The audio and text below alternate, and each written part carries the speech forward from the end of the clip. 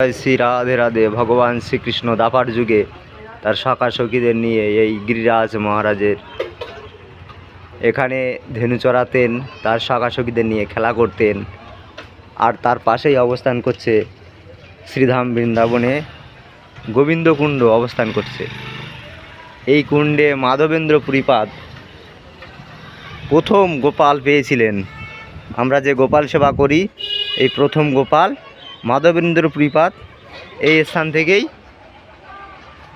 পেয়েছিলেন। স্বপ্নাদেশে তিনি এই স্থান থেকে গোপাল তুলেছিলেন। আপনারা দর্শন করছেন, এই দেখুন জলাশয়ে একটি কচ্ছপ ওখানে বসে আছে এবং বহু কচ্ছপ এখানে জল কেলি করে। এই গোবিন্দকুণ্ড খুব মহিমান্বিত স্থান, আপনারা দর্শন করুন। এবং পাশেই আছে ভগবান শ্রীকৃষ্ণের গিরিরাজ মহারাজ কি জয়।